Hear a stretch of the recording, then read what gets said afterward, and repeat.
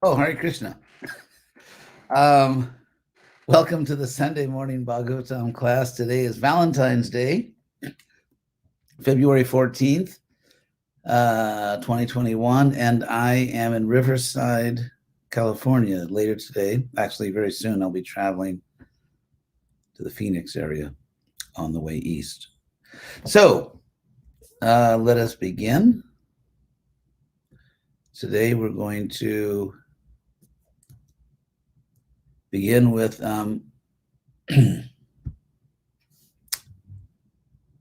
actually 1944, but I want to go back one verse to 1943 so you understand the context. After Bhishma spoke so many things, then in verse 1943, we have Sutta Uvacha. Remember in the last verse before this, Bhishma stopped everything because he was leaving this world. So Sutta Uvacha, Krishna evam Bhagavati manovag dristi vritti bhi atmani atmanam avesha santaksha suparamat. Actually, this is the first Uparamat, where Sutta said, thus fixing thus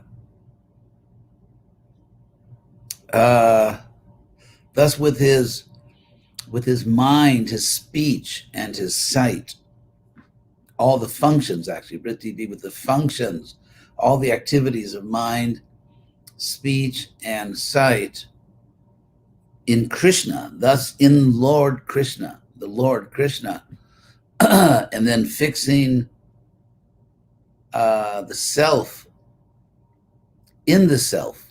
In other words, his own individual soul within the super soul Krishna. So he antakshasa, breathing in. So antak means within. So breathing in, he just stopped everything. He's finished with the material world. So that was the previous verse. And now we'll go on here to 1944, which is very interesting. Sampadyamana magyaya Bhishmam Brahmani Nishkale Sarve Bhuvuste Tushnim Vya Vayang Siva Dinatyaye. So it's very interesting because as we know, our philosophy given by Lord Chaitanya is Bheda Bheda.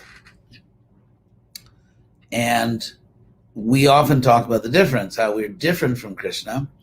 But here we have a verse which also emphasizes our oneness with Krishna.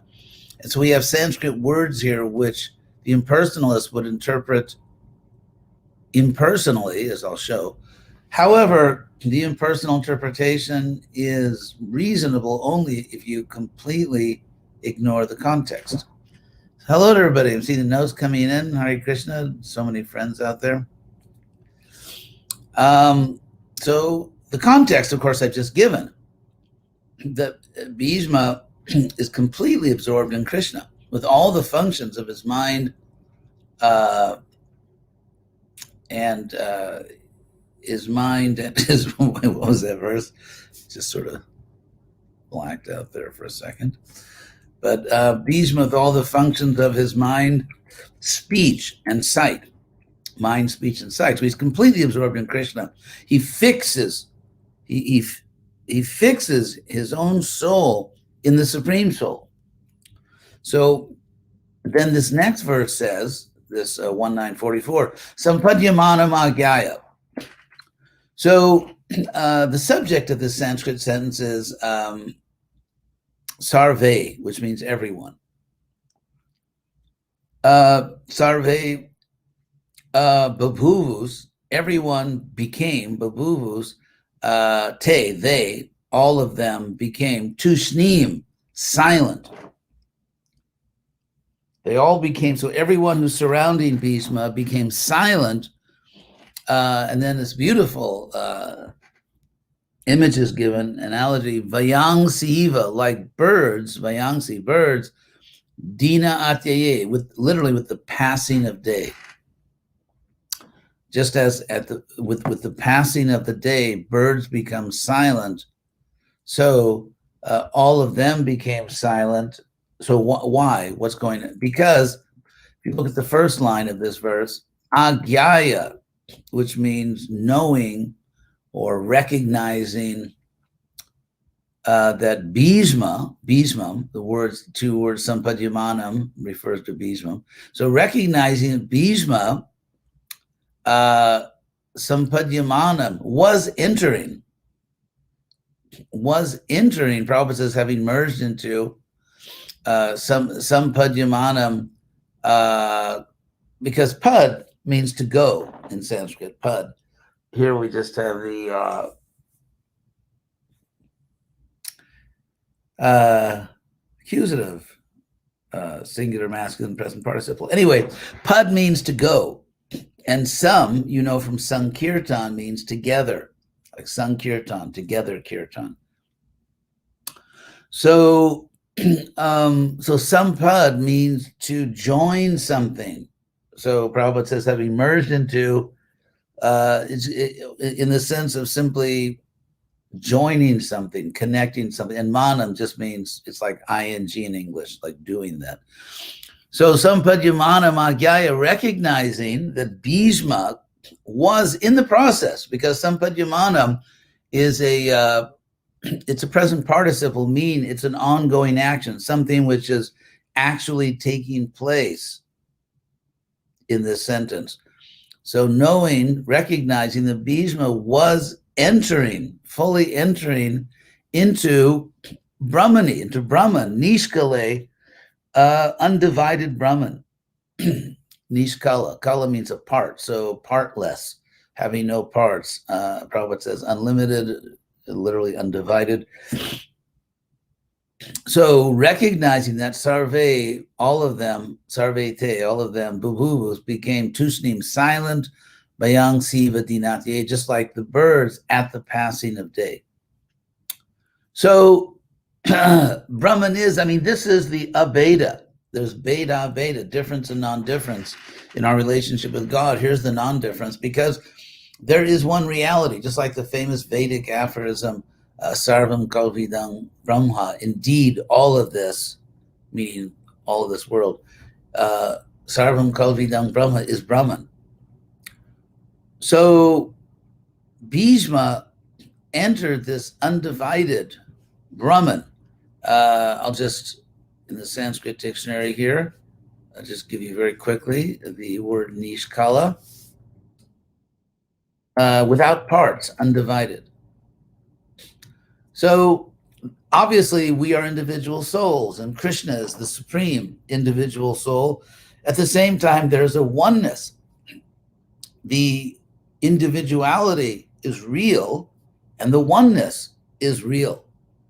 The oneness is also real. So even in the material mode of goodness, as Krishna describes in the Bhagavad Gita 18:20, Krishna's that even though you see the differences, different people, different shapes, colors, all kinds of differences in this world, still there is an underlying spiritual reality.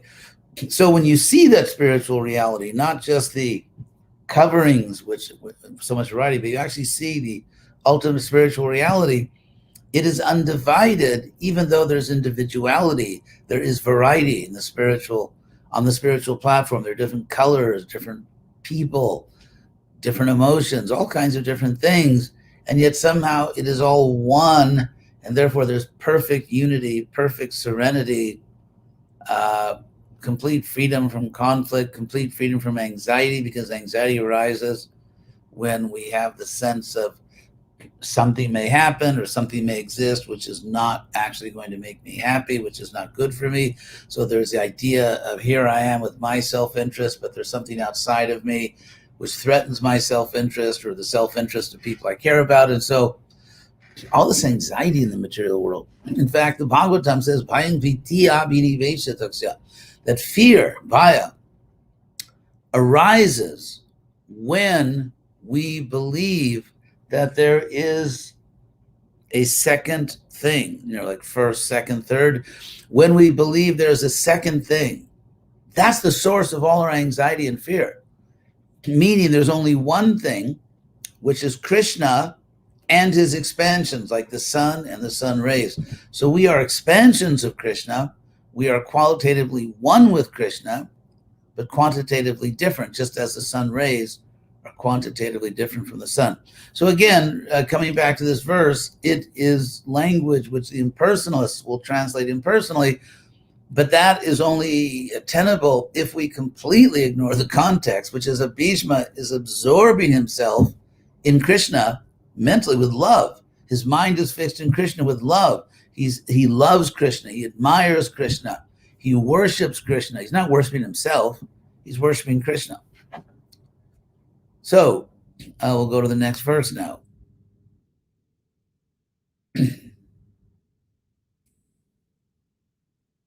Tatra dundubi or nedur. Then the dundubi sounded.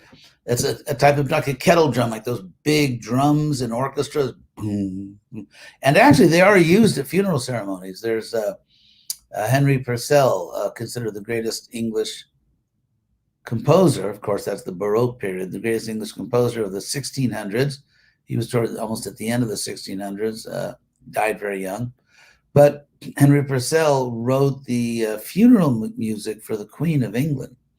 And these kettle drums, these very deep orchestral drums, feature prominently in that. So in India, as in Europe, these big, deep drums were used for funeral marches, and they're sounding here. So it's not like, not like some, really rocking Indian music concert. This is a funeral occasion, and so you have these deep, somber drums sounding. So Tatra Dundubiyor Nedur Deva Manavavadita. Of course, they're also celebrating because they know that Bhishma is being liberated. And so the demigods, the devas and human beings, Deva Manavavadita, sounded by the devas and manavas. Tatra, and Dundubi, I've always thought, is an onomatopoeic word. In other words, it's a word that sort of expresses, the sound itself expresses what the word means.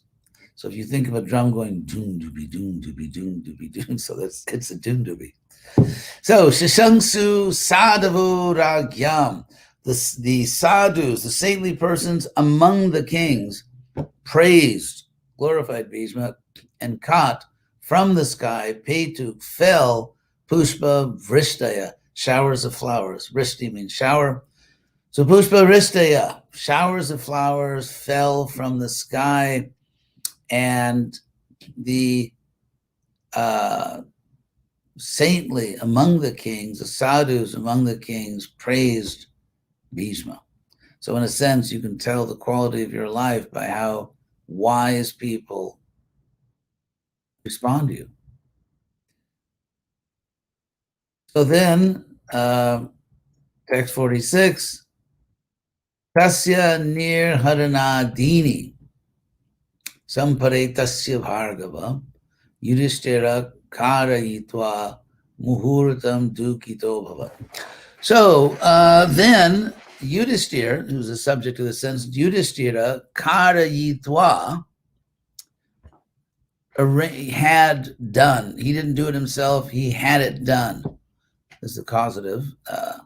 Anyway, Yudhisthira karayitva, having done, tasya, his, that means for Bhishma, tasya, the first word, his, nir haranadini, funeral arrangements. Nir harana literally means the taking out, the taking away. So, which here means the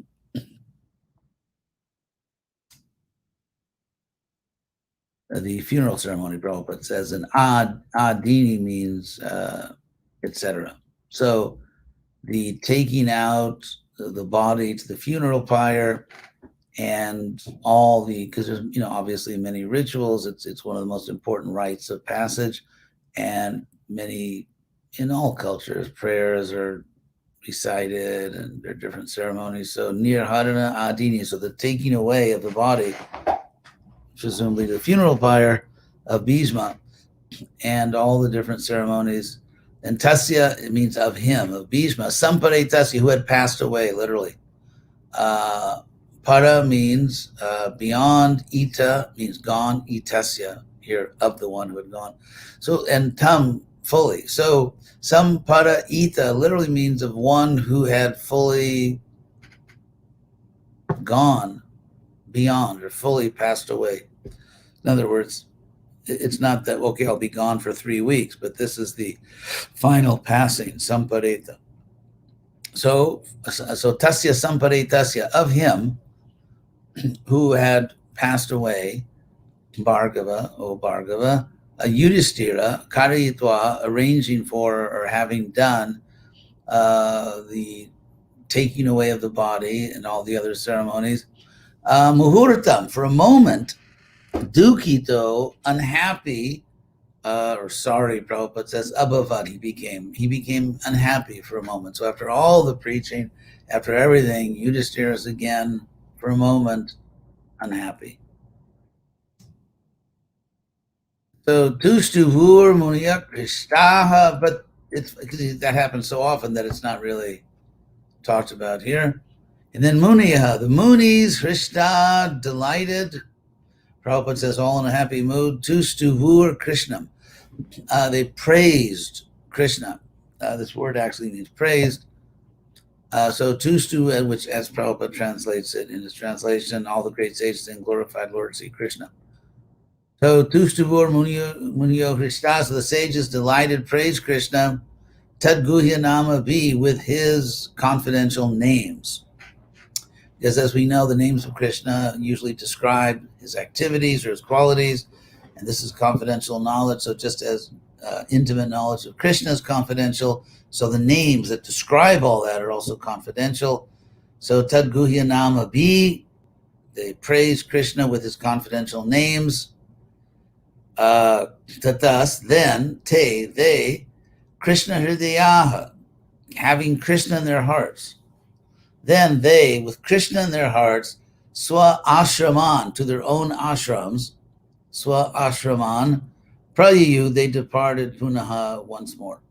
So very simple, beautiful descriptive verse, tustuvur muniyo hrishta, Krishnam tadguhya nama vi, tataste Krishna hridaya, swashraman, prayayu punaha. So, tato Yudhisthiro gatva saha Krishno gajahvayam. So, tato, then, thereupon, Yudhisthira gatva, going, saha Krishna, with Krishna, gajahvayam, to Hastinapura. Hasti means an elephant. Actually, hasta means a hand. I'll explain where you get these names. Hasta means a hand. And an elephant's trunk is considered to be its hand, because obviously if an elephant wants to grab something, it doesn't do it with its big, thick foot. Elephants use their trunk as their hand. So an elephant is called hasti, which means one who has a hand, hasti.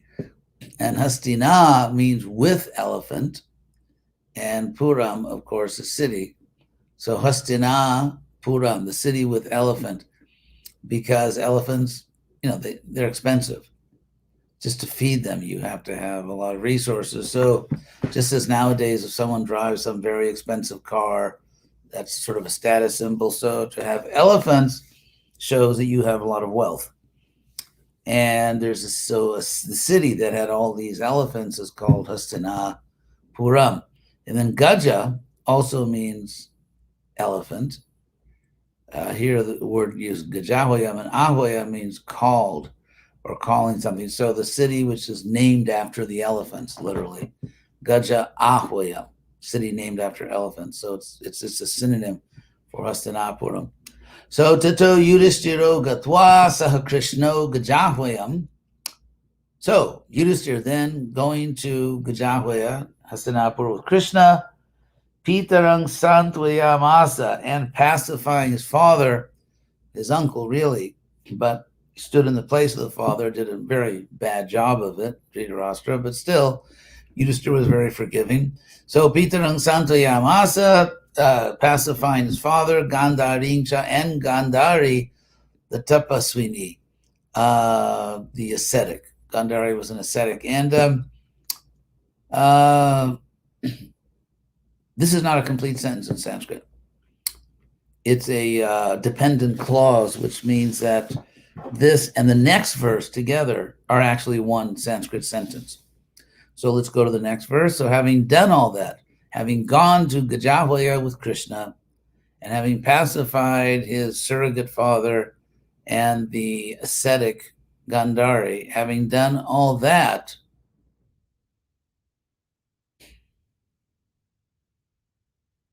then he did something. So that was the dependent clause, if you know grammar. And now we have the independent clause, which means it stands alone because it's a complete sentence. So Pitra, by his father, in other words, by his surrogate father, Dhritarashtra, by the father, Anumata, being permitted by his father, his uncle really, Raja, the king, permitted by his uncle father, Vasudeva Anumoditaha, and sort of enthusiasm and being celebrated by Vasudeva. Anumoditaha. I'll explain what Anumodita means, because Dhritarashtra, it's interesting because Dhritarashtra merely gave permission, which I mean, he couldn't not give permission. It was just a ceremonial duty he had to say, yes, you have my blessings to be the king now, and now that you've killed all my sons, who are actually scoundrels. So Dhritarashtra, understandably depressed here, just gives us permission, whereas Krishna is anumodita, which means pleased, delighted, applauded. So Yudhisthira was applauded by Krishna, cheered on, like, yes, that's great, go rule your kingdom. So I congratulate you. So Krishna here is much more enthusiastic. Dhritarashtra is just kind of polite and dutiful. So then Yudhisthira, finally, now here's the regular verb, chakara. He Raja, literally, he made the kingdom, or he did the kingdom. In English, we would say ruled the kingdom. In Sanskrit, you make the kingdom, or you do the kingdom. So he did the kingdom, literally, dharmena, with dharma, Peter Paitamahang Vibhu. He did the kingdom which belonged to his father, his real father, interestingly enough, because Peter Paitamaham just means belonging to the Pitamaha, grandfathers. So it's interesting. In English, we say grandfather. In Sanskrit, they say father grand, or Matamaha, mother grand, instead of grandmother. So Pita, father, Maha, grand, like from Maha. So the grandfather, then from the grandfather, Paitamaham. In this case, it means that Vibhu, Yudhisthira, now being the mighty, being powerful, he did the kingdom of his father and grandfathers, his ancestors, his forebears. So you can send the questions. Let's see, maybe see if we have time to do one more. No, that is the end of the chapter. So hopefully we will all be here next Sunday, and we'll all be here next Sunday, and we will begin chapter 10, first canto, yes, chapter 10, I was right. First canto, chapter 10 of the Bhagavatam, departure of Lord Krishna for Dwarka. So now let's see if there are any questions.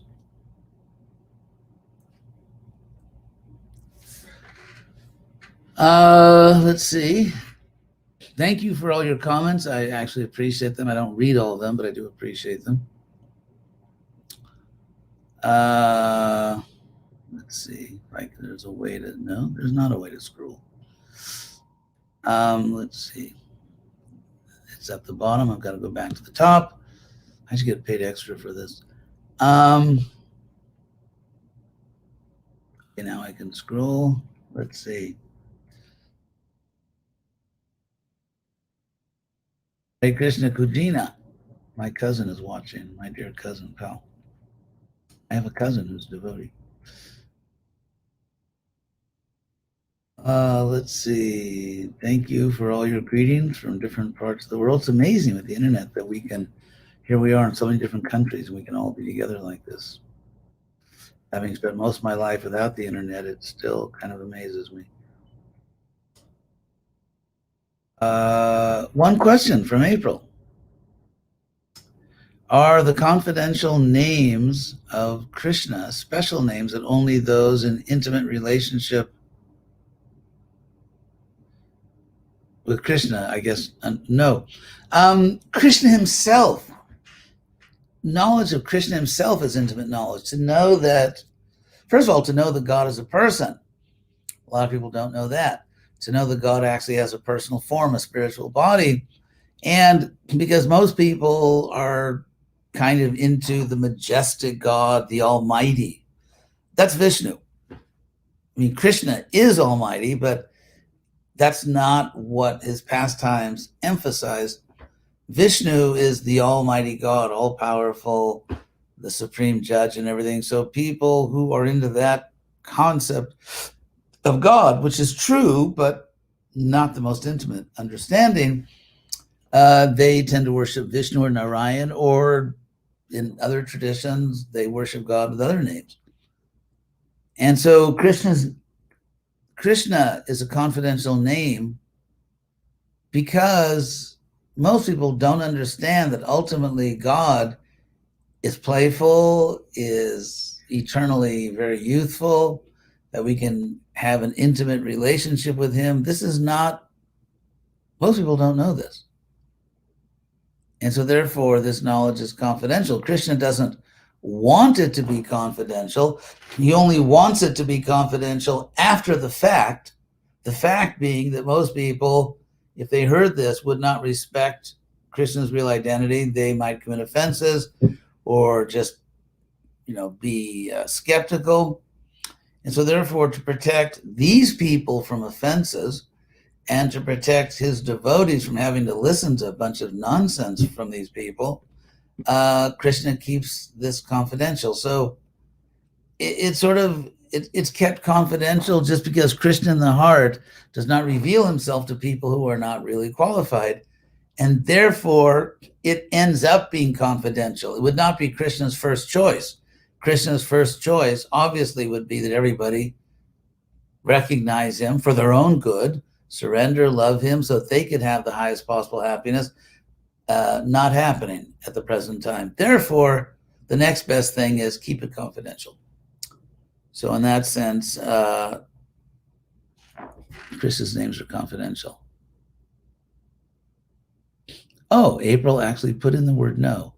She realized a word was missing, put it in herself. So bravo. Let's see. I was scrolling before, but now, I've hit bottom. That's why I can't scroll. One more question from Krishna West. Could you speak a little about forgiveness, please? Well, since you said please. Yudhisthira showed great kindness and forgiveness by consoling Dhritarashtra even after all he had put the Pandavas through. Maybe it's like Mike Pence forgiving Trump. Anyway, okay, never mind that analogy. Forget that. Yes, Yudhisthira did show great kindness. Absolutely. Certainly, Dhritarashtra really did a lot of bad things. He did a lot of bad things. And usually passively. Dhritarashtra is kind of like the incarnation of passive aggression. And I'm sure you know what that means. So, yeah, that's Dhritarashtra, Mr. Passive aggression. So, so Yudhisthira was extremely kind. Oh, another question from Vedavox. You spoke about seeing two things as the cause of fear. Nowadays, we can see how viruses that were there from time immemorial are considered as something that should not be there. That's a comment or a question. I would say yes and no. On the one hand, yes, certainly. Krishna says, Janma Mrityu Jara Vyadhi Dukkha Dosha Anudarshanam. One should always see the the miserable defects, literally, the miserable defects of this world, which are birth, death, old age, and disease. So, yes, we should not be surprised. People feel that this particular disease, say COVID, is unnatural because, of course, it is. Unnatural in this sense. If people live decent lives and don't do crazy things, then that kind of virus generally doesn't show up. It appears, of course, we know the virus came from China, despite all China's somewhat absurd attempts to claim it didn't. And it's been traced to a meat market, which has all kinds of just bizarre forms of meat from our point of view. And so, in that sense, it shouldn't be there because it comes from really terrible human behavior. But since terrible human behavior is sort of natural in this world, in that sense, we shouldn't be surprised. Okay, thank you all very much. Today I'm going to drive, Krishna willing, east on the way to Gainesville, Florida. Slow drive. So I hope we'll all be together next Sunday. Hare Krishna.